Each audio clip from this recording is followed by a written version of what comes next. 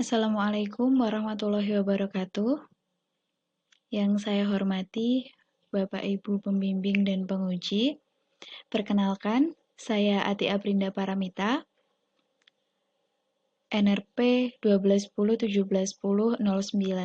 Pada video ini saya akan menjelaskan tentang video dari tugas akhir saya dengan judul Skema Hanover Multikamera pada Sistem Pemantauan Orang Bergerak.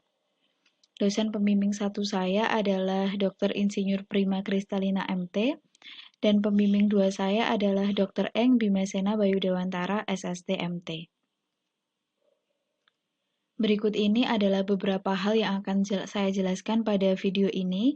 Yang pertama adalah menentukan jalur pergerakan objek, kemudian menentukan jalur acak atau jalur random, selanjutnya menentukan letak not kamera, menghitung nilai parameter input, melakukan normalisasi nilai parameter input, merancang struktur unvis, testing unvis, dan yang terakhir pengambilan keputusan Hanover. Baik, yang pertama adalah menentukan jalur pergerakan objek.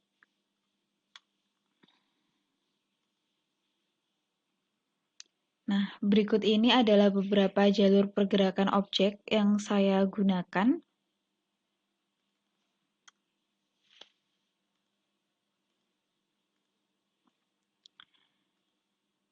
Jalur pergerakan objek ini adalah jalur sesungguhnya yang akan dilewati objek dalam proses simulasi. Untuk membentuk jalur tentunya saya harus menentukan koordinat-koordinat beberapa koordinat untuk membentuk sebuah jalur sehingga akan terbentuk jalur seperti ini. Ini contohnya untuk jalur 1, jalur 2, jalur 3, jalur 4 dan jalur 5. Kemudian yang kedua adalah menentukan jalur random atau random path. Nah, berikut ini adalah contoh dari random path yang sudah saya buat.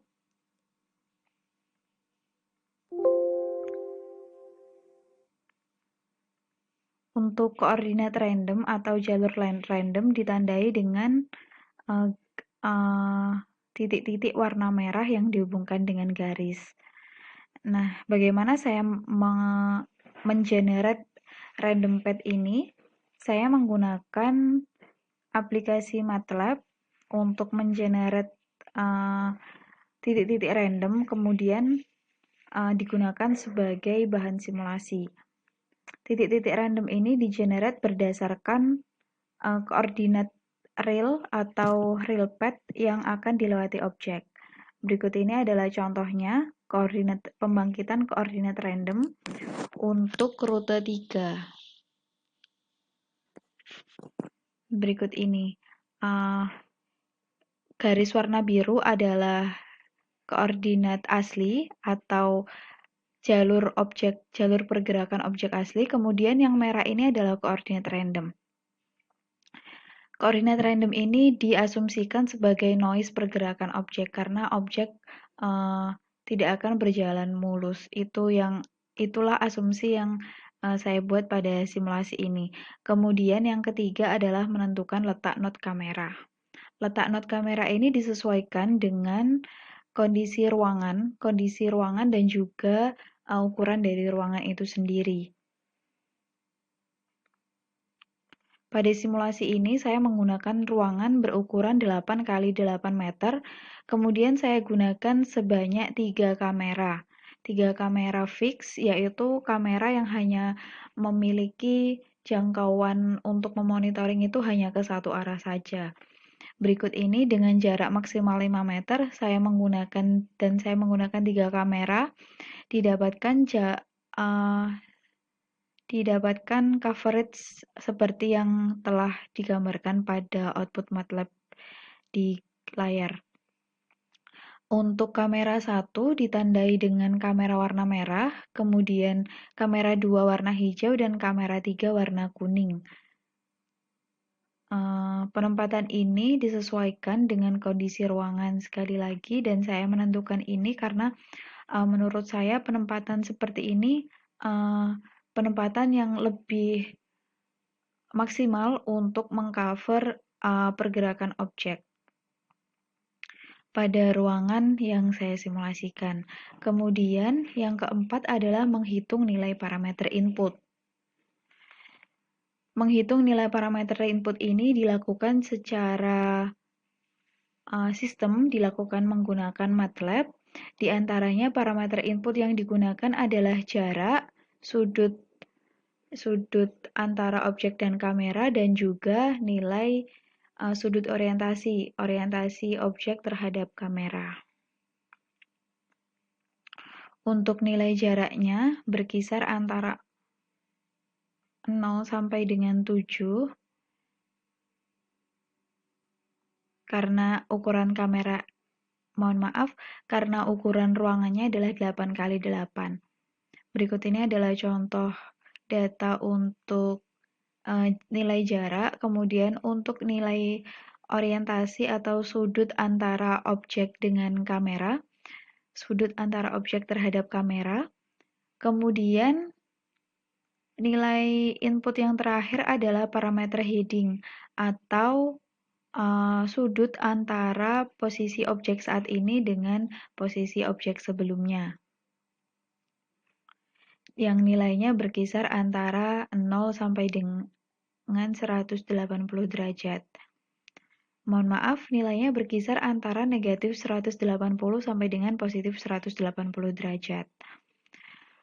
Kemudian setelah didapatkan nilai input, saya merekapnya ke dalam file Excel seperti ini. Iya, untuk tahap selanjutnya adalah melakukan normalisasi dari nilai parameter yang sudah saya dapatkan pada tahap keempat. Untuk melakukan normalisasi, saya menggunakan rumus persamaan garis dengan memanfaatkan gradien garis. Berikut ini adalah data-data yang telah dinormalisasi, sedangkan yang sebelah kiri ini adalah data-data real, kemudian setelah normalisasi menjadi seperti ini. Selanjutnya, setelah dinormalisasi, kita dapat langsung untuk merancang struktur UNFIS.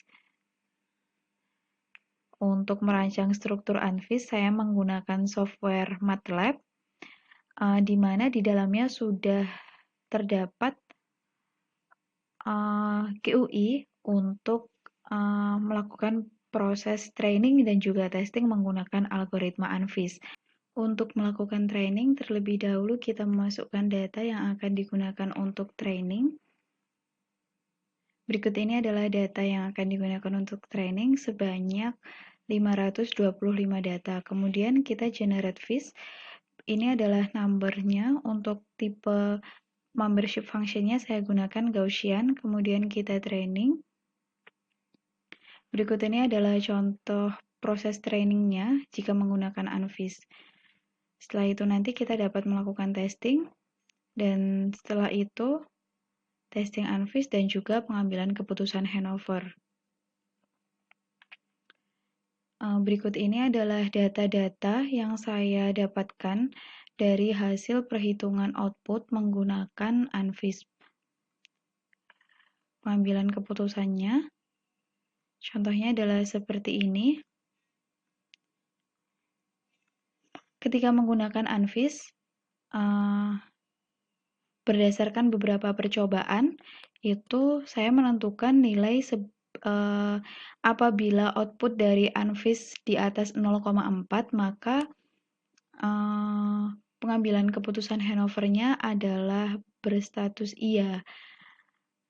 Iya, kalau berbeda dengan cascaded FIS, untuk cascaded FIS ini, apabila nilainya di atas 0,8, maka dia baru akan dilakukan handover. Jika UNFIS adalah 0,4, itu threshold untuk melakukan handover. Ini adalah contohnya.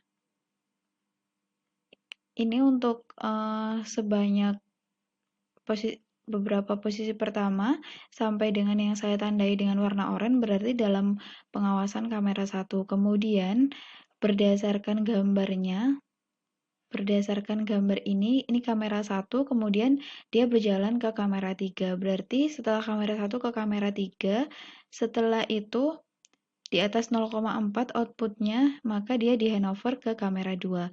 Begitu seterusnya untuk beberapa rute yang sudah dibuat sebelumnya terkait pengambilan keputusan handover. Baik, cukup sekian penjelasan dari saya. Apabila ada kurang lebihnya, saya mohon maaf. Wassalamualaikum warahmatullahi wabarakatuh.